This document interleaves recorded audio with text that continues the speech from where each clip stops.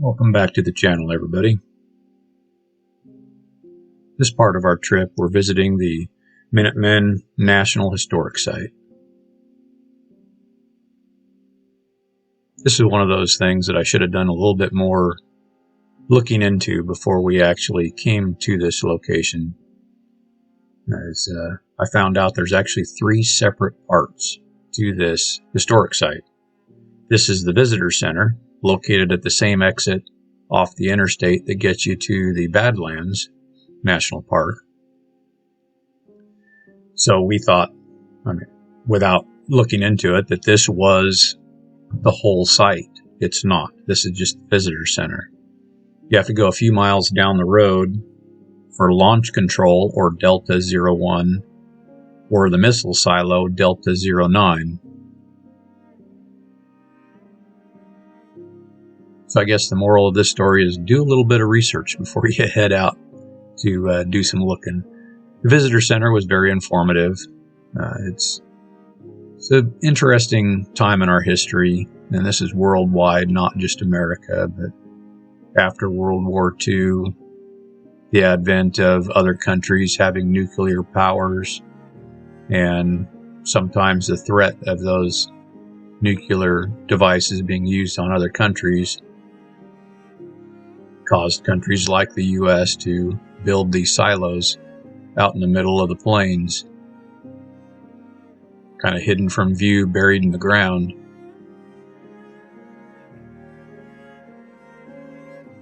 Kind of a sad time in our world's history, but so Delta 01 is actually the launch control facility, and you can get tours of that, but they have to be scheduled in advance. So if you go to the website for the Minuteman National Historic Site, you can find that on their link to actually schedule an appointment. The launch control is underground. This is just a picture on the floor, but you can go to Delta 09, which is a silo that they left intact. They placed a training missile in it, so there is no nuclear warhead on it, but you can go up there, and it's just it's capped with plexiglass, so you can look down inside it. You don't need a scheduled appointment for that one. You just need that for the launch control. And the visitor center is a good overview. So if you can't make it to the other 2 sites, this is an informative and interesting display. This one's kind of almost disturbing in a way. The blue and orange cones there that you see get really, really high. That is America and Russian warheads, nuclear warheads, the amount of. And you see where it started out really small but got really big really fast. And thankfully, as reported to us, that both sides have started getting rid of a lot of their nuclear missiles. But yeah, it's an interesting site, and very informative. But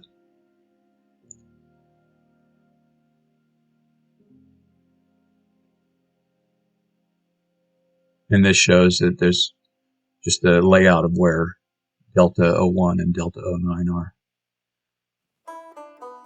Then we headed out just outside the Badlands, and this was our camping spot. This is a BLM dispersed parking area, and we're literally right on the edge of the Badlands National Park. We first saw this site when Less Junk More Journey came through and camped here. When they camped through here, they had a small herd of mountain goats come through their camp. We weren't that lucky, but it is just a gorgeous, gorgeous place.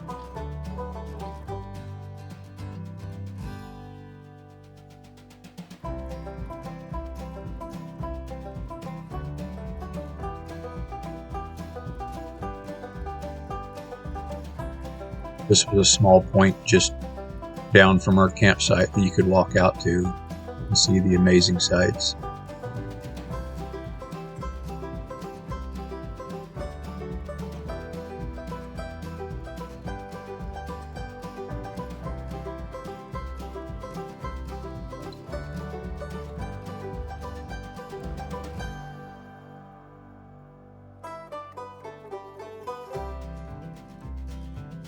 the terrain, the rock features, just gorgeous.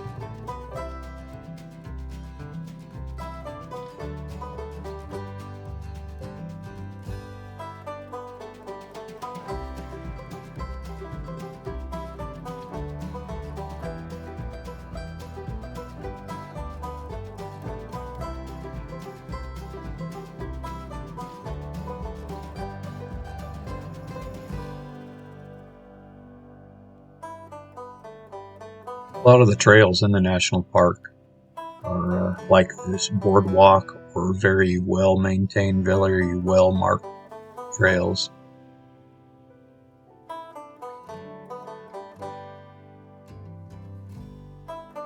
It's very interesting to see the diverse rock formations where you've got some that are low and very squared off, and others that are very pointy and peaky.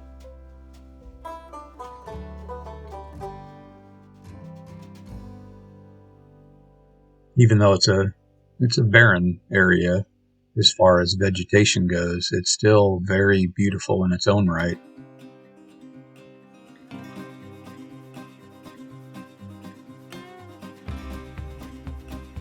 It's very interesting that you can drive across the plains and there's really not a lot of change to the geography, and then you drive up to something like this that is just so diverse and so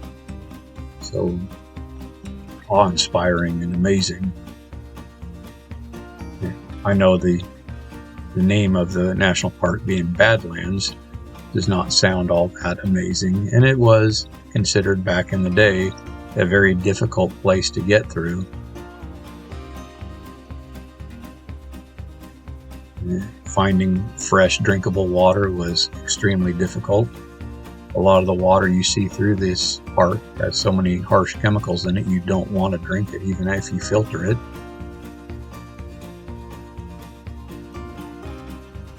And it's very difficult terrain to traverse to get places, so go back 120 plus years and where it was horse or wagon, and this would have been next to impossible to get through. You'd have to go around it. Those are some really deep cracks and crevices.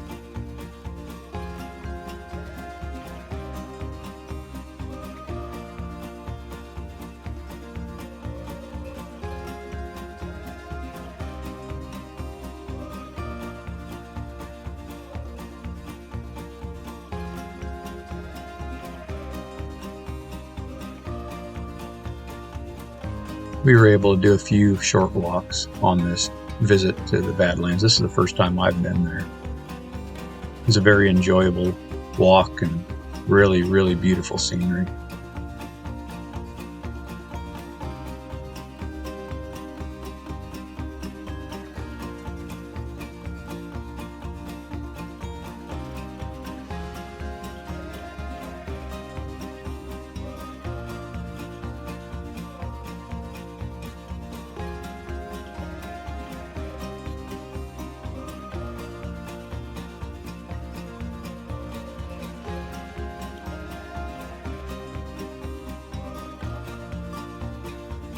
I have to say that through some of these areas, it just, to me, I've never been to the Grand Canyon, but a lot of it kind of looks Grand Canyon-esque in some of the rock formations and some of the layering that you can see. And that is another national park I do hope to get to one of these days, is the Grand Canyon.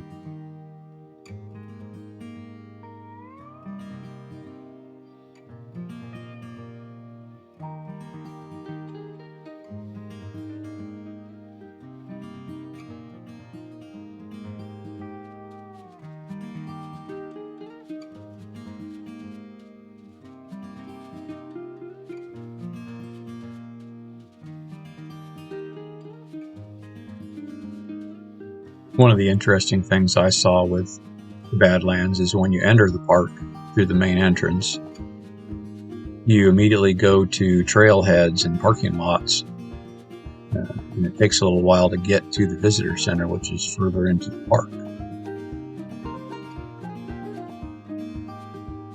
A lot of places we've been, you actually hit the visitor center first, which is kind of nice because They have good ideas on hiking trails you may be able to take, or other things that you can do in the park.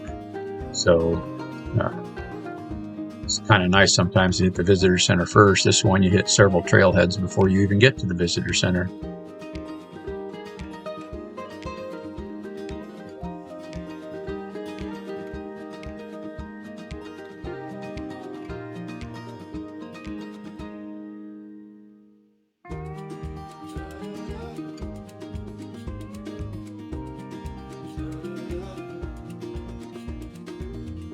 This is kind of a neat loop trail. It creates kind of a basin, and the basin's able to hold more water from rainfall than some of the other areas of the park, so you actually have a lot more vegetation in this area.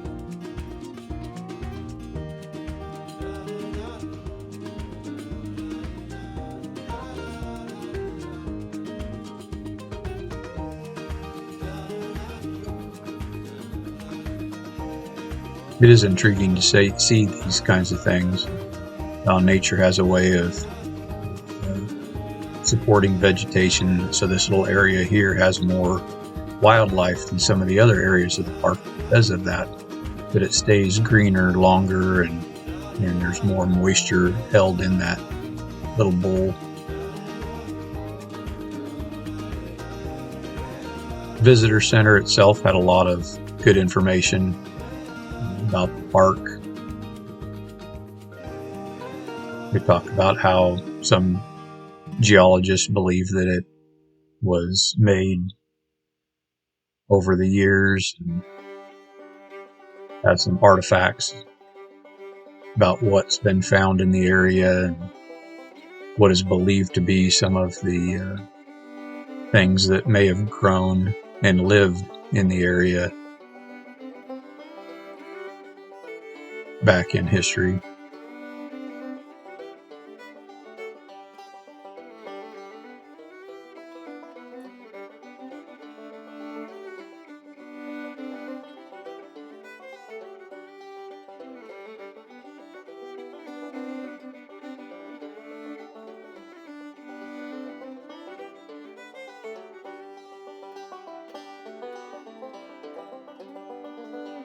It's also nice to see the visitor center like this open and the exhibits on display again.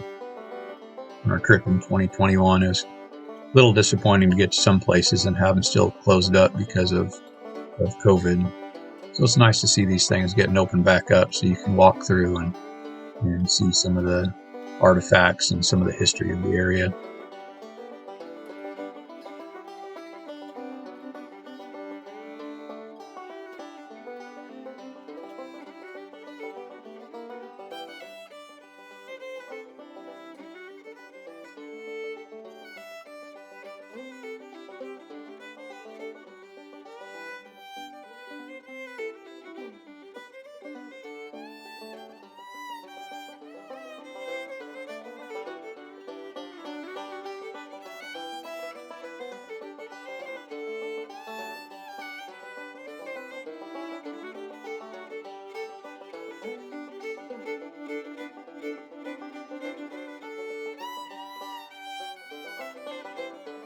It's a really interesting and fun park to be at. Kind of interesting that some areas like this is just flat and open, and then you go a little bit further and it's just deep canyons. And if you take a look out there in the distance, you can see a couple bighorn sheep. I've got Park Wolf app on my phone, and it has park maps and works off your phone's GPS to show you where you're at in the park on park maps. So it's kind of a handy app to have. One of the other things it does is it shows you areas of wildlife, and some of the big wildlife that you can find here in the park are bighorn sheep, buffalo, and deer. And we were able to see all three of those. Not very many of them, but we got to see all three. And prairie dogs too.